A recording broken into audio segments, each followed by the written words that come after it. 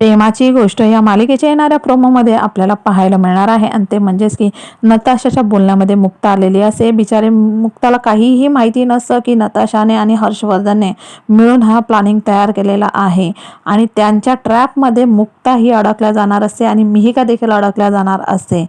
मात्र हर्षवर्धन खूप आनंदित असतो. तो म्हणत असतो की वा, माझं तर आज मोठं काम होणार आहे आणि म्हणूनच तो ज्या रूममध्ये मिहिका बेशुद्धावस्थेत असते त्या रूममध्ये तो गेलेला असतो आणि त्याचा पुढचा प्लॅनिंगचा पाऊल त्याने उचललेला असतं. सागरला घेऊन मुक्तावरती आलेली असते आणि दरवाजा खोलतात तर त्यांना एक भयानक दृश्य दिसतं की मिहिका आहे ती हर्षवर्धनच्या बाजूला दिसते आणि त्यामुळेच ती खूप हादरलेली असते.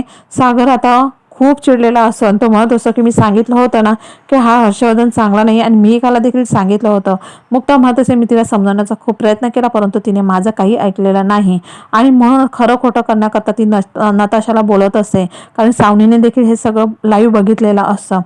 त्यामुळेच ती म्हणत असते की हर्षवर्धन तू मला फसवलेलं आहे. हर्षवर्धन मात्र पूर्णपणे उलट बोलत असतो. तो म्हणत असतो की ह्या दोघींनी म्हणजे मिहिकाने आणि ह्या मुक्ताने मला फसवलेलं आहे. त्यांना वाटलं की मी त्यांच्या जाळ्यामध्ये अडकेल परंतु मी अजिबात त्यांच्या जाळ्यामध्ये अडकणार नाहीये. त्यांनी हे मुद्दामून केलेलं आहे. आपलं लग्न रोखण्याकरता त्यांनी हे सगळं काही केलेलं आहे. परंतु आज हे लग्न अजिबात होणार नाही. सावनीला जबरदस्त धक्का बसलेला असतो. सावनी म्हणत असते की अरे ह्या दिवसाची मी किती वाट बघत होते परंतु आता काय करावं, बिचारीला तर काही कळत नसतं. नताशा आलेली असते आणि नताशा म्हणत असते की मुक्ता, मी तुला काहीही बोलले नव्हते.